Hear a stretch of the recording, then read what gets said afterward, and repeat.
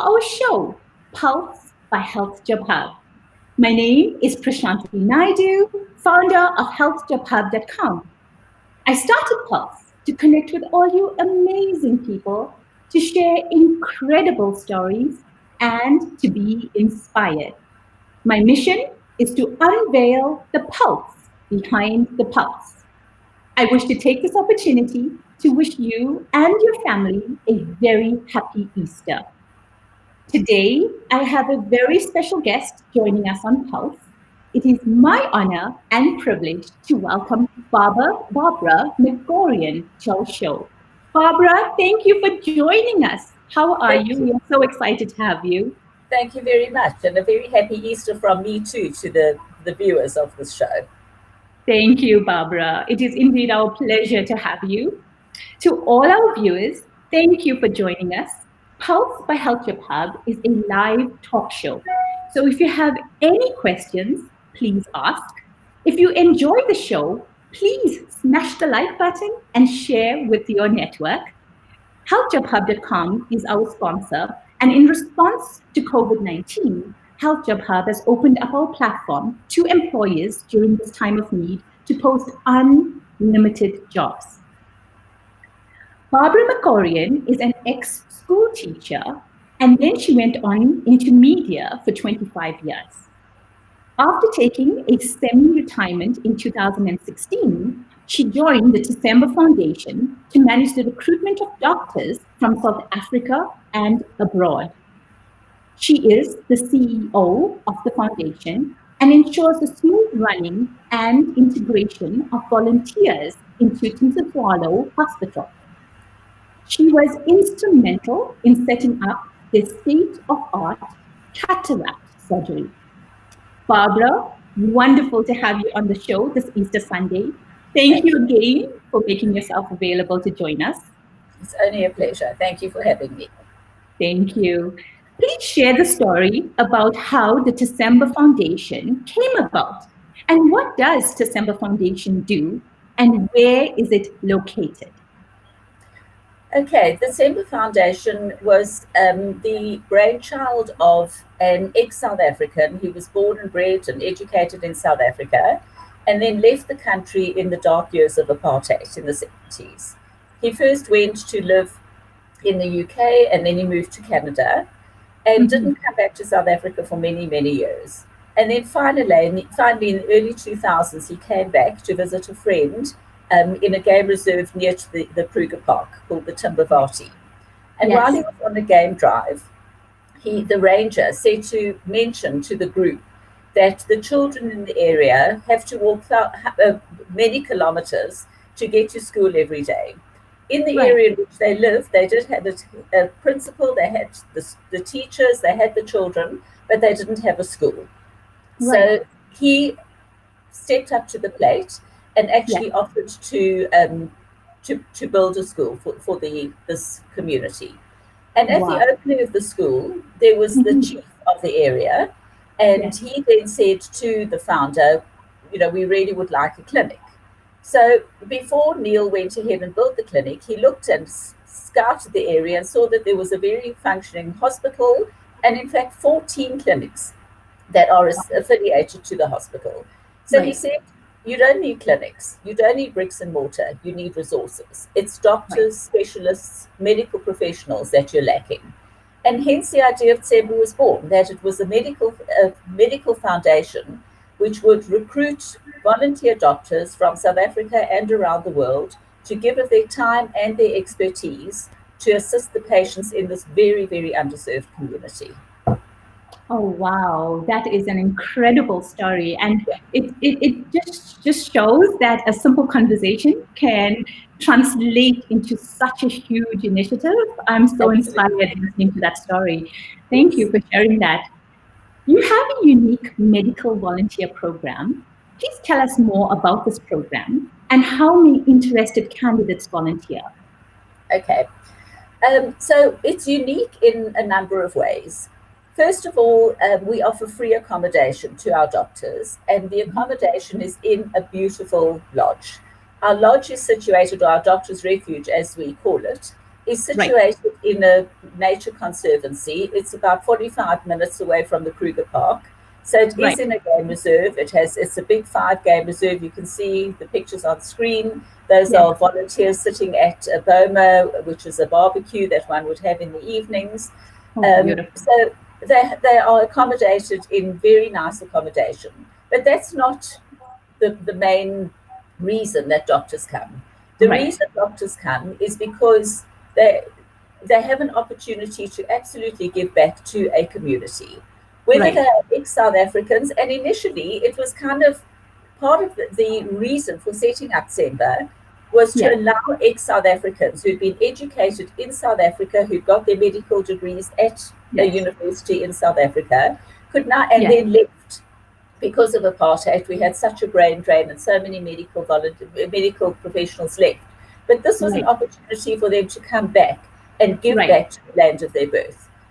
But Wow. it turned out that it wasn't just those expats who wanted to come. It's Yes. South Africans who are living in South Africa now, and Yes. lots of doctors who've never been to South Africa Yeah. saw this as a wonderful opportunity to help to transfer skills to existing doctors, to serve a very underserved community, to Yes. give of themselves and their skills to this community that is in such dire need of medical care.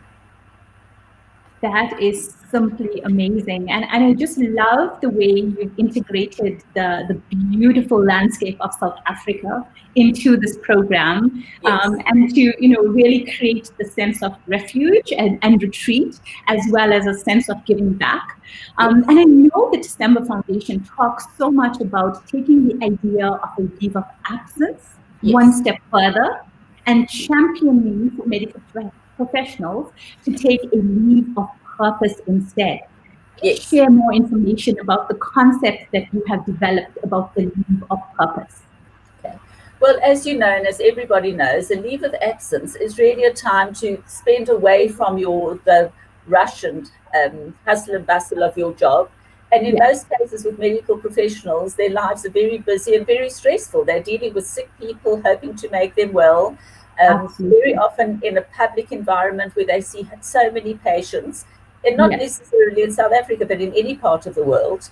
And yes, sometimes just need to recharge a battery. They need to just get away from the rut that they may be in. So that would be a absolutely. leave of absence.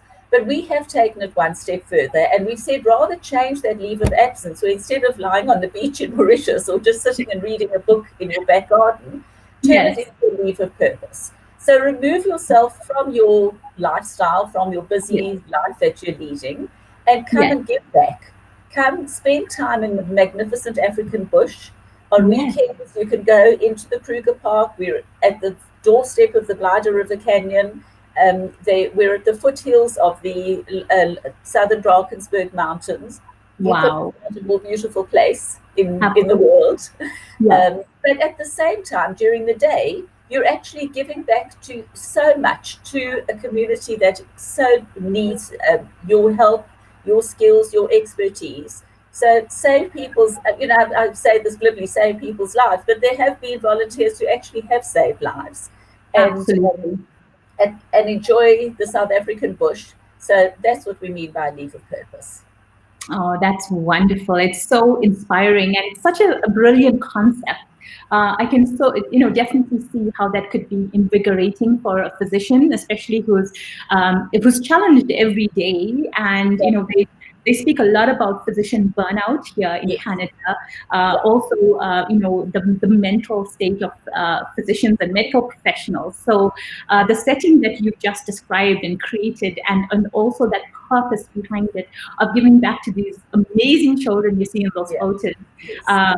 is incredibly inspiring. So Yeah. thank you so much for sharing more about that. Yes. What inspires you about working at the December Foundation, and what does your role entail as the CEO of the organization? Okay. Well, I think it's obvious what inspires me. If you don't get inspired by these amazing stories every day, then you've got a heart that's very hard. So in that sense, I mean, it's a wonderful job that I can be Yes, part of this community of doctors, this community of volunteers who make such an enormous difference in so many people's lives. Yes. So it's very, our tagline is changing lives, including your own. And really that applies to everyone who's ever been touched by Tsemba. Yes. Doctors, the small staff that we have, everybody's life has been changed for the Yes. better, Yes. enriched through knowledge, through empathy, through Yes. satisfaction of what's happened, of the good that we've done in the community. So, it's very easy to say what inspires me.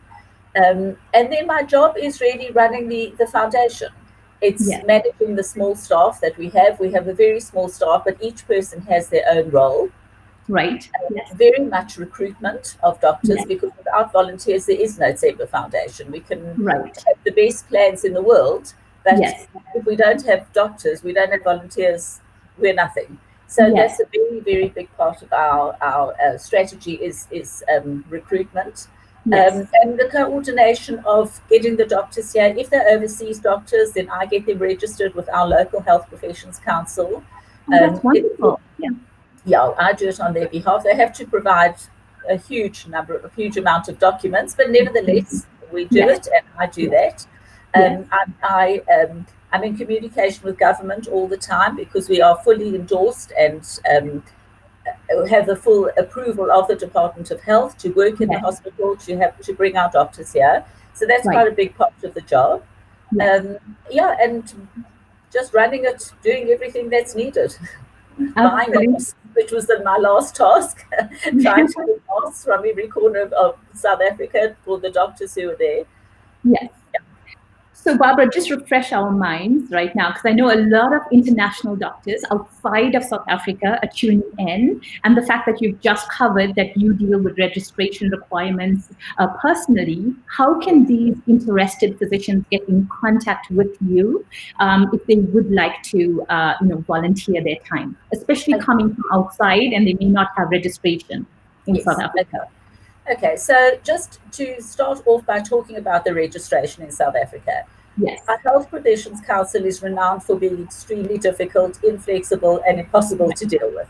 So it does require a lot of documents, and in many cases, for a doctor who's retired and qualified in the 40s, 50s, 60s, and cannot find certain documents, it can be quite a mission to get them. Absolutely. But in the end, we haven't yet had to turn a single volunteer away. We've had over 130 volunteers since the middle of 2017. A lot of them from overseas, and we've managed to register each and every one of them. So the best would be to either go to our website, which is www.tsembafoundation.org, or to contact a colleague of mine, which is simply Lexi@tsembafoundation.org. She just needs an email, send me more information, and she will then send a host of information on how to register, what we require, what we will do, and more information about what it is to volunteer. Fantastic. And to all our viewers, healthjobhub.com also publishes the Tsemba Foundation volunteer opportunities. So if you want to route to them as well, you could come and log onto our website and it will direct you straight into their system. Thank you so much, Barbara, for sharing that. Is there any new innovations at Tsemba that you could tell us about?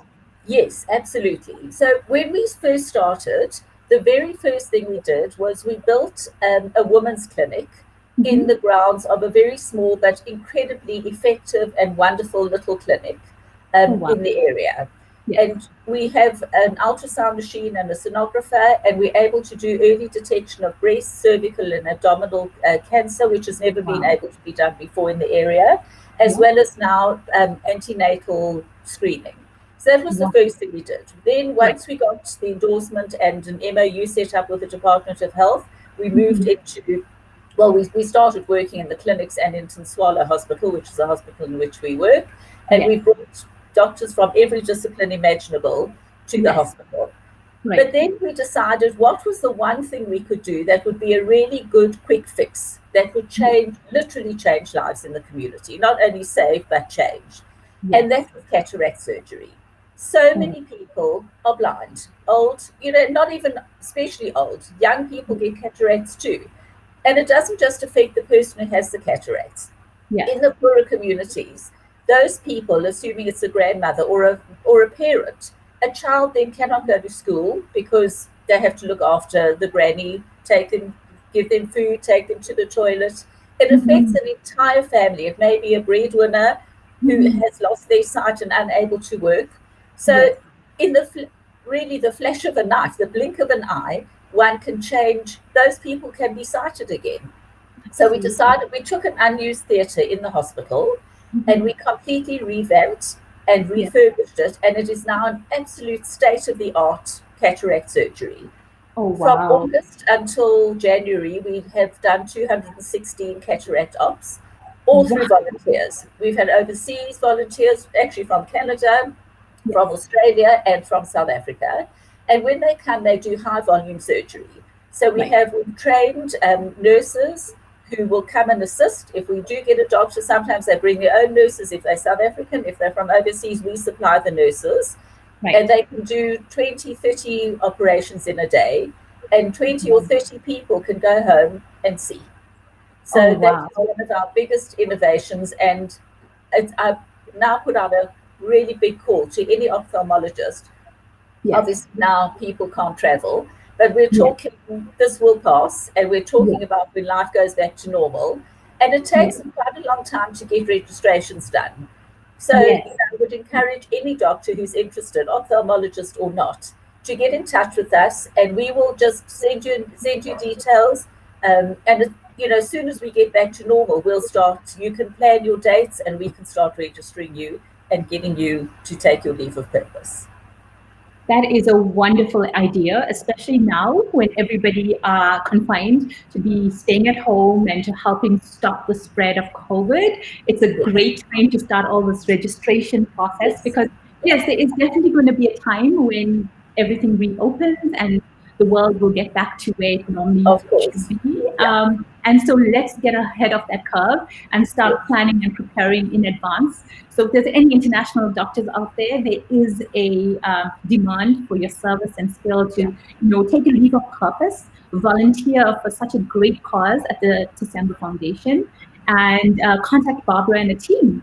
I'm just so excited for you, Barbara. I really do hope you get, all the ophthalmologists you need, and also the physicians and other specialists that you do need in the community. Thank you. In creating Pulse, one of our goals is to have our finger on the pulse. What is the impact of COVID-19 in your community in South Africa? Okay, so in South Africa as a whole, we went under total lockdown on the 26th of March. And our president last week extended it. We were due to lockdown for 21 days, and he extended it by a further 2 weeks. So in all, we will have 5 weeks of total lockdown. Right. There are lots of debates about whether the lockdown will just delay the process, and once we come out of it, will the virus, nobody knows that. Right. But under normal circumstances, always under huge pressure and grossly understaffed and under-equipped. It gives an opportunity to try and build up PPEs, etc., and maybe put in field hospitals, try and get us ready for when it hits. Currently, South Africa only has 2,003 cases with 25 deaths. But then South Africa's only tested 75,000 people. And we have a population, as you know, that is very much at high risk. They live in poor sanitation. They live hand to mouth. They live in very close proximity of each other. Many have AIDS, many have TB. So the population is really at risk, hugely at risk. And even now under lockdown, it's very difficult for those people to lock down and to self-distance and self-isolate because there may be 10 people living in one room. So what we've done as the SEMBA Foundation, the volunteers that were currently at SEMBA, sadly, many volunteers had to cancel their trips because, of course, flights were cancelled and people couldn't get out. But we did have 6 volunteers when the lockdown happened, and sadly we've lost 4 of them because they were from the UK and they were called to go back. Their country said that they needed to go back.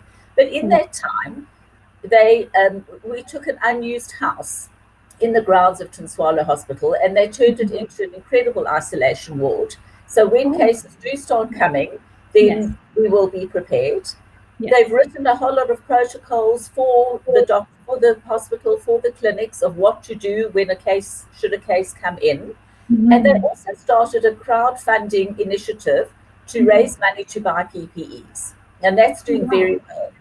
So I must say, in our very small way, in that area, we've actually done a huge amount for public health in the anticipation of COVID really taking hold, which it hasn't yet. But again, who knows? With only 75,000 tests in a population of over 50 million, who knows how right it is. Absolutely. And you say that you have set up the fund to help to buy additional PPE for the... It's done by, not me personally, but by Semba and the doctors, the volunteers who are in Hoedspruit at the moment. So it's a joint effort with them. That's great. So if anybody's interested in even contributing to this fund, how can they do so? Okay, to be honest, I'm not sure of the exact, it's a backer buddy funding. Yes. So can we put our details on the website? Absolutely, absolutely. So if you send me any details with this video, we can share that and distribute it, because PPE is a huge part of, taking care of our frontline volunteers and staff and medical professionals that are working across the world. It is so topical. So it is amazing and awesome that you've put together this fund by the December Foundation to, take care of those volunteers. And are you actively recruiting medical professionals to volunteer now during COVID in the community? We are, but it's very difficult because anybody from overseas can't come. And South Africans are really being called into their own hospitals. So at the moment we're quiet, but if anybody wants to come, what we have done, one other initiative that I'd like to just mention, is because the universities are closed, what we've done is we've approached the University of the Witwatersrand, which is the university in Johannesburg, where medical professionals train, and they are sending a group of medical students to our area, to our hospital, to Swallow, to assist. So they're sitting at home at the moment. They're not able to go to varsity. And as a result, they're coming and they're getting the most incredible hands-on experience, just as to assist in the hospital. That is fantastic. Yeah. No, great. On this note, Barbara, please can you do us the honor to introduce our special guest joining us next week on Pulse? Sure. Cliff Bierman is your guest next week. He was a Semba volunteer last year. He is an anesthesiologist in the US. And although a very quietly spoken man, he is absolutely an incredible person. He didn't only come to Semba, and he's certainly coming back. He volunteers very often in the year. He does 2 or 3 missions every year. He teams up with surgeons, as he is an anesthetist. He teams up with surgeons, and they go into very underserved communities, very underprivileged communities, where they do high volume surgery. They usually focus on fixing problems with hands, hernias, and cleft palates. And again, a man with a hernia can't work, can't find a girlfriend, his life is in tatters. Absolutely. And again, it's the same as the cataracts. One quick operation and his life is transformed. So I'm so proud to be able to introduce Cliff and to say that he was one of the most incredible ambassador for Semba, and was one of our most wonderful volunteers. And we certainly hope to have him and a team. And the idea next time he comes is to do exactly that. Instead of just coming, to come with a team and sort out hernias, cleft palates, etc. in our community. That is wonderful. Thank you for making that introduction. Thank you, Barbara, for enlightening us this morning and sharing the incredible story about the December Foundation. I am inspired. Thank you so much. Thank you for having me on the show and for giving me the opportunity to tell the world about what we do. I know we've had a lot of views and we've had a lot of comments, and I know that Melanie from your foundation is actually online as well, talking to our viewers on the chat. So that is amazing. I'm very excited about that. This brings us to a close of our Facebook Live show, Pulse by HealthJobhub. I do hope that you enjoy the show as much as I did. Please join me next week, same time on Facebook Live. I am excited to announce that our special guest joining us next week is Dr. Clifford Bierman, qualified dentist, medical doctor, specialist anesthesiologist, humanitarian, and a December Foundation volunteer who will be joining us all the way from Greater Boston, Massachusetts, in the United States. Thank you, and please join us again to be inspired. And don't forget, if you enjoy the show, please smash the like button and subscribe to our channel. Thank you and happy Easter, everybody.